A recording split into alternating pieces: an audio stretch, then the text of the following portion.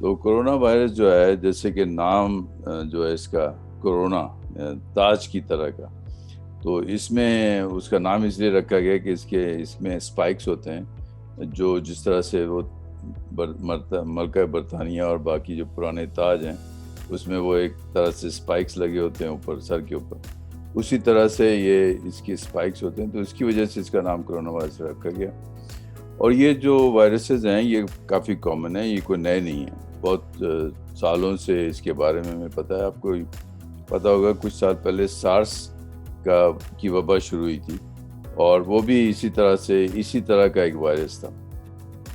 تو یہ جو وائرسز ہیں، آپ کو پتہ ہے جیسے کہ ہمارا نزلہ وزلہ چلتا رہتا ہے، فلو چلتا رہتا ہے، تو فلو میں جو وائرسز ہیں وہ بھی اپنی شکل بدلتے رہتے ہیں، وہ ہر سال کئی طرح کی ویکسین ہمیں لینی پڑتی تھی۔ اسی طرح سے یہ جو وائرس ہے یہ بھی اپنی شکلیں بدلتا رہتا ہے، اور یہ آخری دفعہ نہیں ہے۔ یہ پتہ ہے لوگوں کو، سائنٹیفک کمیونٹی کو پتہ ہے کہ یہ چلتا رہے گا اب، اور اس کی شکلیں بھی بدلتی رہیں گی۔ لیکن اچھی بات یہ ہوئی ہے کہ پچھلے دنوں میں، اس وبا کے بعد، جو ہماری جو ریسرچ کمیونٹی تھی انہوں نے کوئی نئی چیزیں ایجاد کی ہیں۔ جو M R N A virus کی جو ویکسین ہے، وہ جو جس طریقے سے بنائی گئی ہے اس سے کافی آسان ہو گیا ہے بہت ساری چیزیں جو ہیں اس کو حل کرنا، اور اس نے ہمیں تھوڑا سا اس میں مدد کی ہے کہ ہم اس وبا کو ہینڈل کر سکیں۔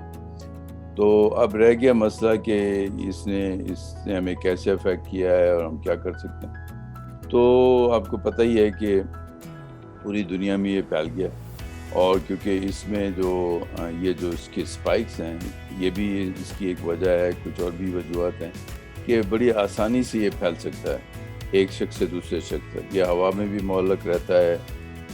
یہ جو چیزیں جس پہ ہم ہاتھ رکھتے ہیں یا جس کے آگے ہم بیٹھتے ہیں، مثال کے طور پہ ٹیبل ہیں، کرسیاں ہیں، باقی جو سرفیسز ہیں، کچن کے کاؤنٹرز ہیں، یہ سب چیزیں، ان پہ بھی یہ زندہ رہ سکتا ہے۔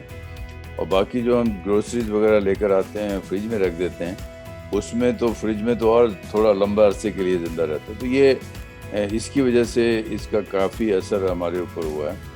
اور ایک چیز تو جو اکثر لوگوں کو پتہ نہیں ہے وہ یہ ہے کہ جو ایش فالٹس ہوتے ہیں، یہ جو باہر زمین کے اوپر جو پکی جگہ ہوتی ہے، اس پہ بھی یہ زندہ رہتا ہے، اور بعض اوقات اگر ہم احتیاط نہ کریں تو اس کو ہم گھر لا سکتے ہیں۔ پاؤں اگر آپ جوتے نہیں اتارے اور اندر لے آئیں تو اس طرح سے بھی بندہ ہے، تو اس کی وجہ سے کافی موتیں ہوئی ہیں۔ تو اس میں تھوڑی سی میں آپ کو اس کی کمپیریزن دے دوں یا اس کا موازنہ کر دوں کہ اگر جو ہمارے نارمل فلو وائرسز ہیں اس میں جو ڈیتھ ریٹ ہے اس سے کوئی 10 گنا اس کا زیادہ ڈیتھ ریٹ ہے ایک طرح سے، تو سمجھ لیجئے کہ ہے اتنا زیادہ نہیں ہے لیکن ہے۔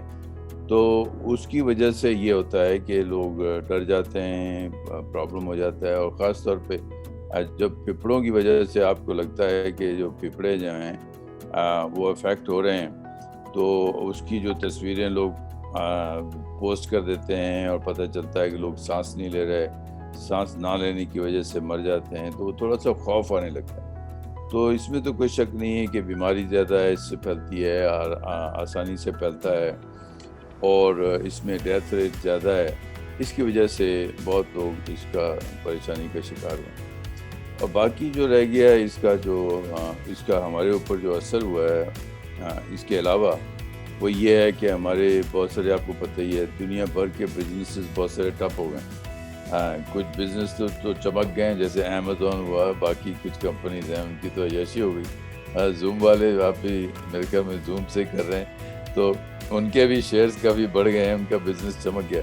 لیکن بہت سارے ہمارے جو راؤنڈ دی کارنر شاپس تھیں یا چھوٹے بزنسز تھے ہمارے، خاص طور پہ ساؤتھ ایشین بزنسز جو ہیں، وہ کافی افیکٹ ہوئے ہیں میرے خیال میں نیگیٹیولی۔ تو اس کی وجہ سے لوگوں کو پریشانیاں بھی ہوئی ہیں۔ تو یہ بھی مسئلے مسائل ہیں، لیکن اچھی بات یہ ہے کہ اس کا علاج آ گیا ہے، اور اس کا علاج جو ہے وہ ایک ویکسینیشن میں ہے، جو مغربی ممالک میں مفت میں آپ کو مل رہا ہے.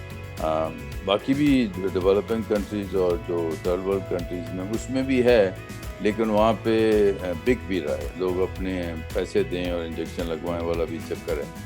تو مطلب یہ کہ کچھ اچھی خبریں ہیں, کچھ پریشان کن خبریں ہیں, لیکن اوور آل میں سمجھتا ہوں کہ ورس از اوور. جو برا وقت تھا گزر گیا ہے. اب یہ ہے کہ واپس ہم لوگ میرا خیال میں نارمل سی کی طرف آ رہے ہیں.